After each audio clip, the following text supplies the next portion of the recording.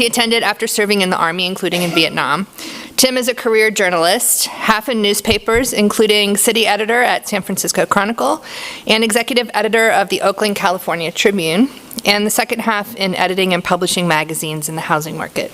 Tim retired to Vermillion in 2017, serving a year as advisor to the Volant and mostly taking photographs. His most recent exhibition of photos is currently in its last week at the Coyote Gallery downtown, and he is the chair of the Clay County Historic Preservation Commission. So, welcome.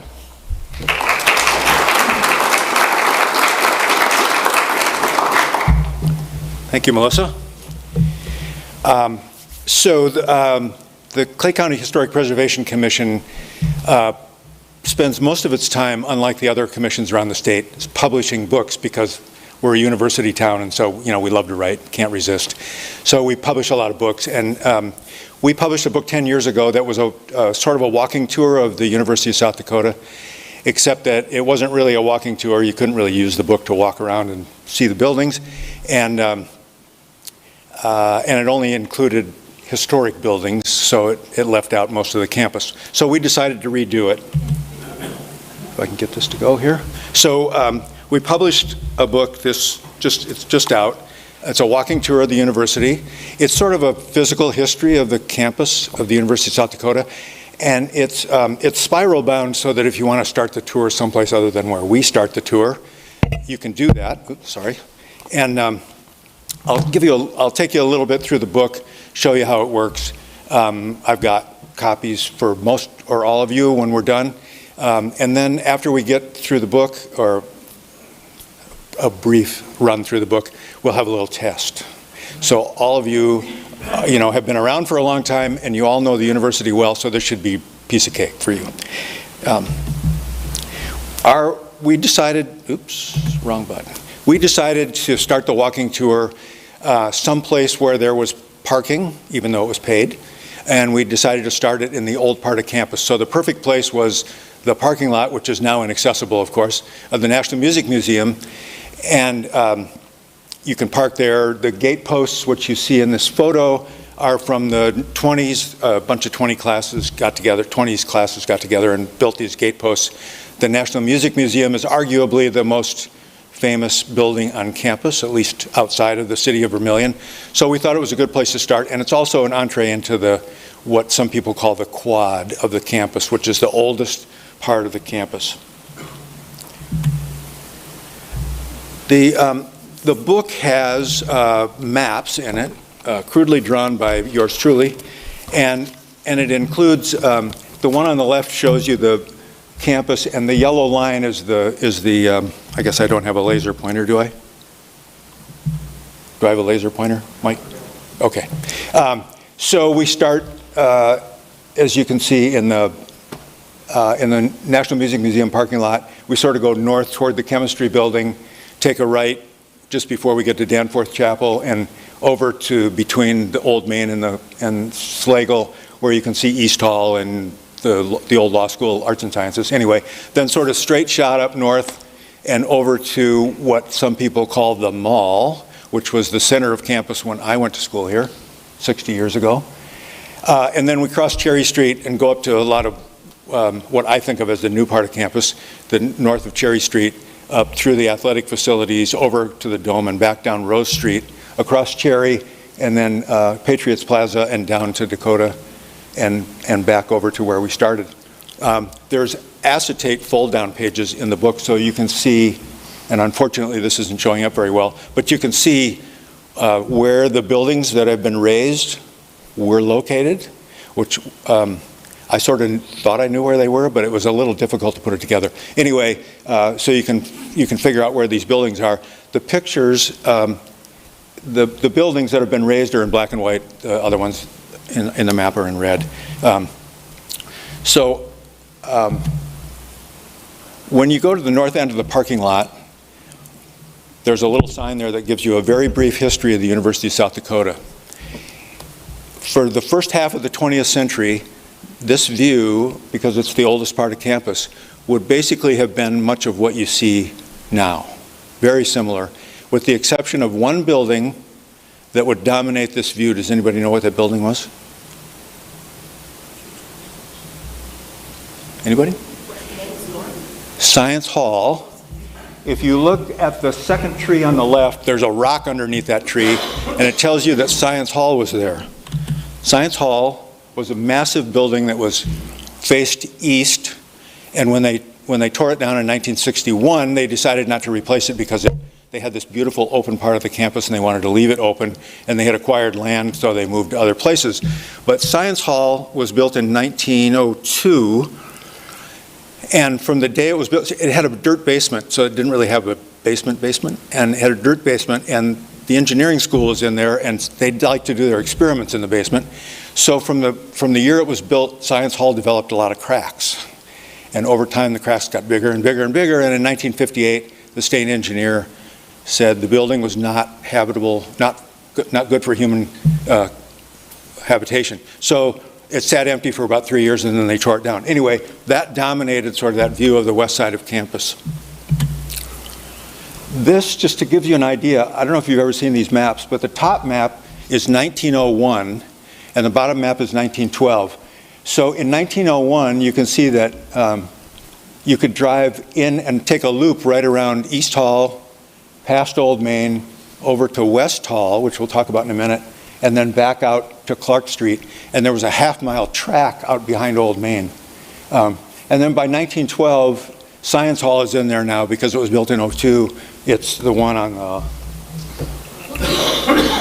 there. West Hall is there. So anyway, that's what the campus looked like. And you can see in the 1912 map, you could drive straight south on University from the north side of campus and drive sort of around, skirt around Old Main, and you could drive in all the way through campus that way. And a lot of people thought it was pretty cool, and I think when that road was taken out, a lot of people complained that they couldn't drive through campus anymore, but we probably agree it's a good thing. So here's what the book looks like inside. The buildings that are in black and white are the buildings that have been raised. The buildings that are in color are the ones that are there now. So each page has the name of the building, usually the name it was given when it was built, the year it was built, and if it's raised, the year it was raised. A little bit of a picture, of course, a headline below the picture that gives you the sort of the highlights of the building, and then the bottom part is a more explanation of the building. So you've got about 80 buildings in here, and you get an explanation of the buildings. There was literally no place where the physical history of the university was in one place. So I had about 10 books spread out in front of me when I worked on this and did it. But so I'm going to show you, if I can do it here. Here's a 1-minute version of what you see in the book.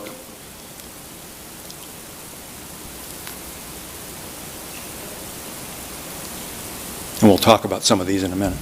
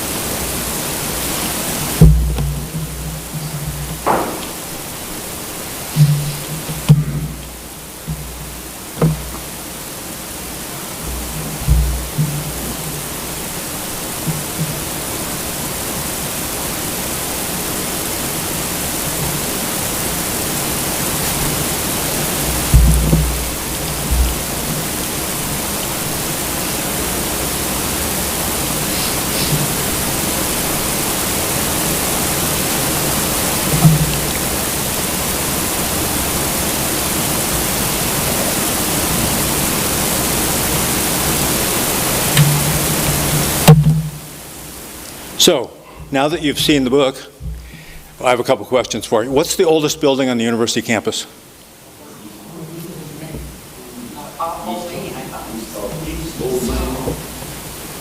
Who said east? It's actually, the University Hall, which preceded Old Main, burned down, and it was replaced by Old Main, which was built in 1893. And East Hall was built in 1887. So I know people like to argue that Old Main is the oldest building, but East Hall was actually built before Old Main. I know you probably asked for questions, but like this to me shows a perfect example of like the architecture is so different between those two buildings. In my uninformed. Well, let me show you. Actually, it's different than a lot of other places on campus. But so that's University Hall, which burned down in 1892, and they loved the idea of it so much that they decided to build a building that looked a lot like it. And the materials for Old Main, there were two notable things about the materials for Old Main. One of them was that they used a lot of the Sioux quartzite in the building, and the other thing is there are parts of that building that are from the 1893 World's Fair in Chicago. Some of the aluminum and tin over-door entries are that. So 1881, we all know about the 1881 flood that moved Vermillion from the bottoms up to the bluff. But it was also a crucial year for the university because the university had been established, the University of Dakota had been established in 1862 by the territorial legislature. And when they did it, they didn't appropriate any money, so there was no university until about 1882. And in 1881, and they had said in 1882 that Vermillion was going to be the place where the university would be. So in 1881, when the town flooded and they had to move to the top of the hill and the city was in disarray, and the legislature said that they wanted the university to start, and Vermillion was afraid it was going to lose the university because basically there wasn't much of a town here. So the city fathers got together and they had a bond issue in Clay County for $10,000 to build the University of South Dakota, its first building. They got the money, but they couldn't get it done in time, and so they decided that they had to do something to start the university to get it going. So, what building is this and why is it important to the university?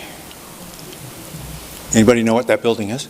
Yeah, you know. Art knows. Okay, go ahead. That's the Clay County Courthouse. It's the Clay County Courthouse, and it sat where? Post office is. Where the post office is now. So the first class, because the building wasn't ready, the first class was held in the Clay County Courthouse in one of the rooms upstairs in the back, and that is the first class standing out there. So they waited for the building to be ready. And why was the University of Dakota, which it was at the time, not the first school of higher education in Dakota Territory? Yankton College? Yankton College started the week before the University of Dakota.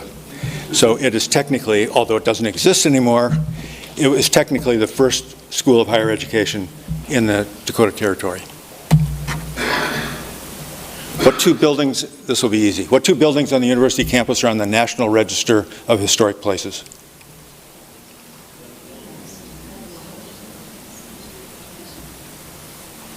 Old Main's pretty easy, right? Old Main. The other one? The old armory, the women's gym. Yeah. It was Belbus. Belbus Hall is on the National Register of Historic Places. So what was the original name of Belbus? Belbus has had more names than any other building on the university campus. But what was the original name? The Armory? It was the Armory. The Armory, it was called the Bastille. It was the castle on campus. Then it became the Old Armory when the new Armory, the building you're in, was built in 1928. It became the Old Armory. And when I went to school here, it was called the Girls' Gym. And we had intramural in there. And I think somebody told me the other day that they actually had basketball games. That some woman said she had basketball classes in there. So this is West Hall. It's notable for a couple reasons. It was built in 1885, before East Hall, as the first women's dormitory on campus.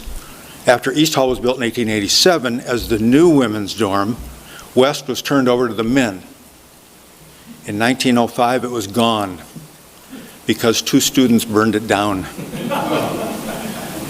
If you want to know where West Hall was, stand on the sidewalk that comes out from the side of Old Main and look straight at Danforth Chapel, and that's where West Hall was. What's the connection between Danforth Chapel, Rookman Hall, and Science Hall?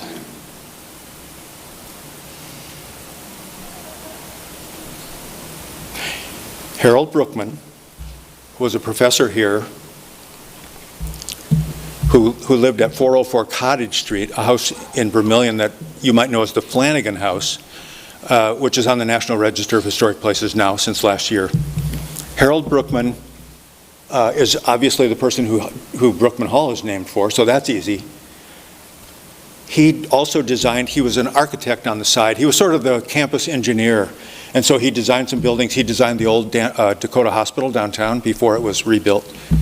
But he was the architect. And so when Danforth of Missouri gave the school $10,000, which turned out not to be enough, they had to raise more money, they wanted a chapel named Danforth Chapel on campus. So Harold Brookman designed it.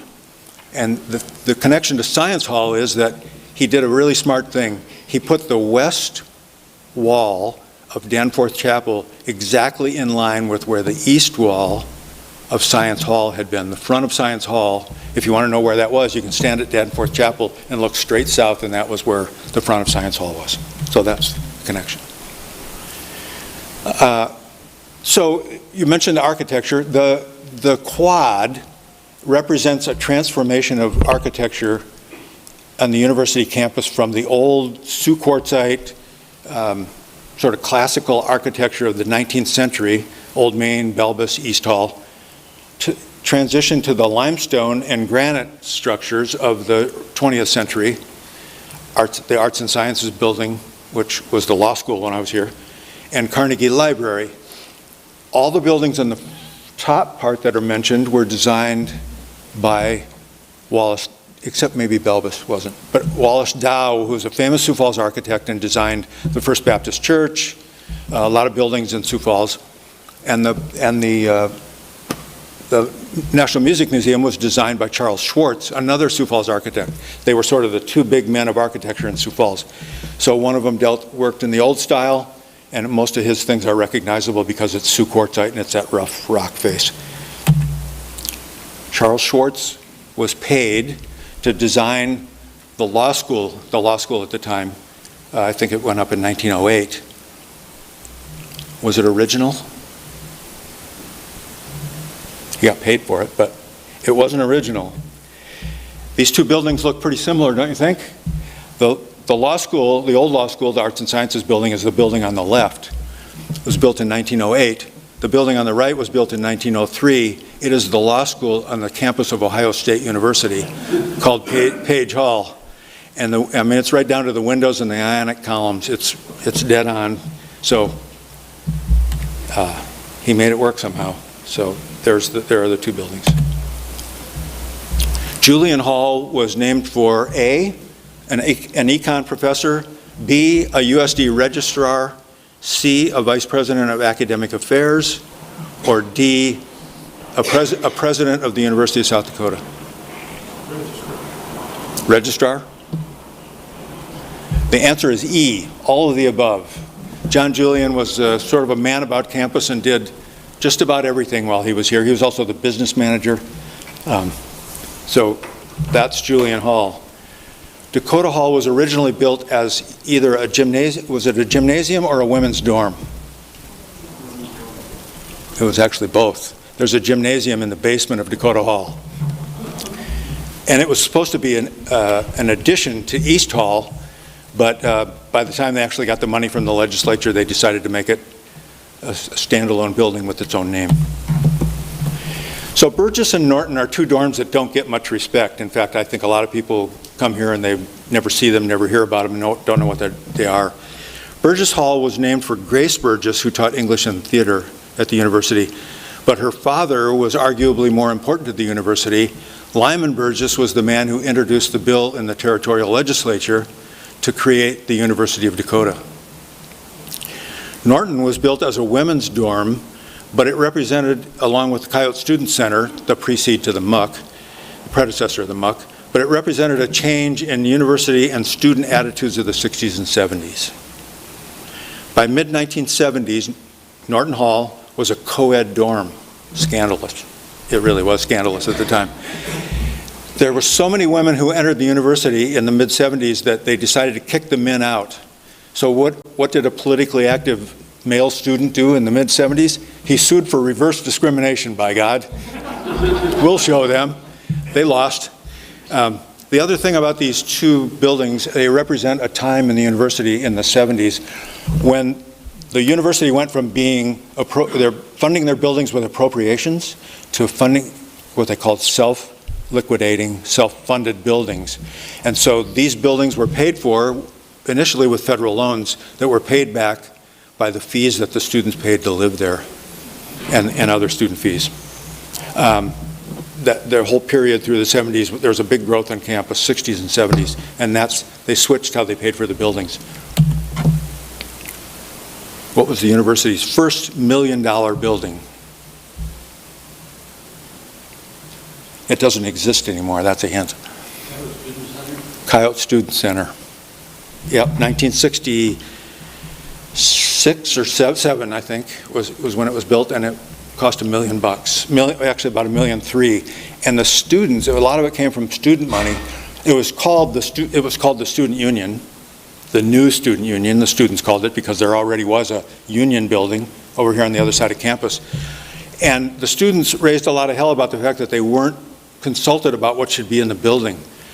And so the university decided to assuage them a bit by giving a survey the next year and asking them, what should we call this building? So the students were the ones who decided it should be called Coyote Student Center. And that is the Coyote Student Center, which sat where the muck now sits. So there are two Lawrence brothers from Canton, South Dakota, who are scientists. Both came to the University of South Dakota.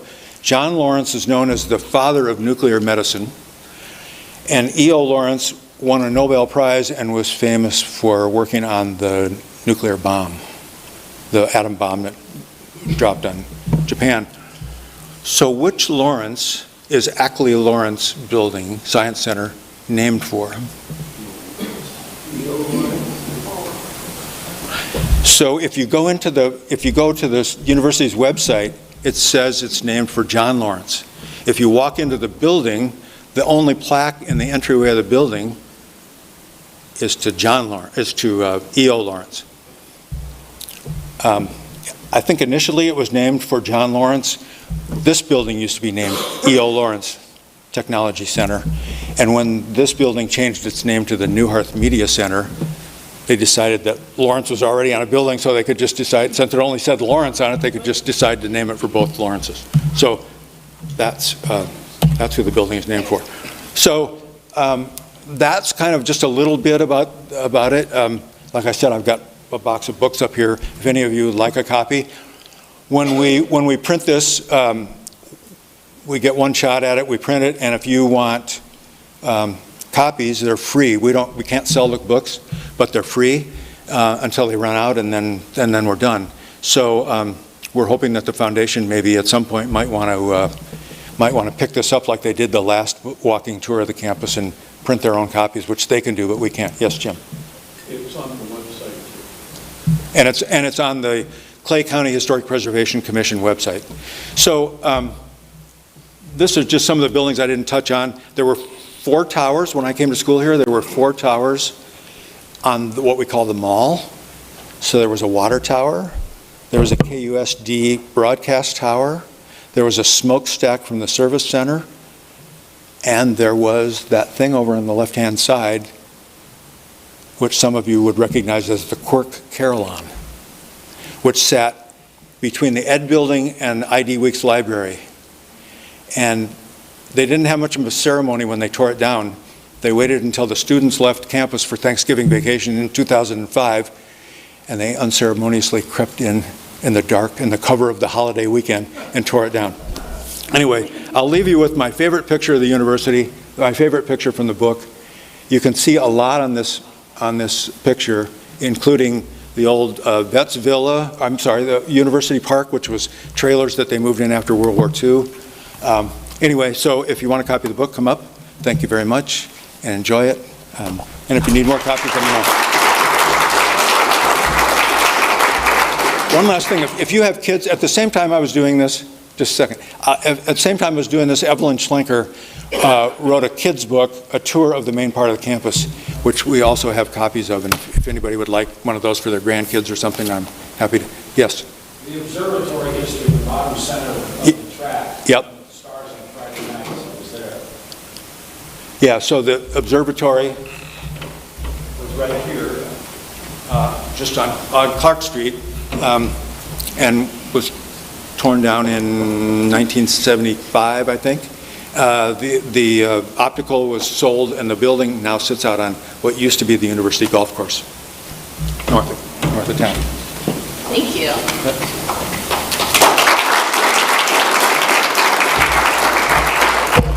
Thank you. That was really fascinating. I always learn new stuff about USD's campus. All right. So I want to thank our guests, Robin and De'Ara, Jocelyn, and Adelia. Thank you all for joining us today.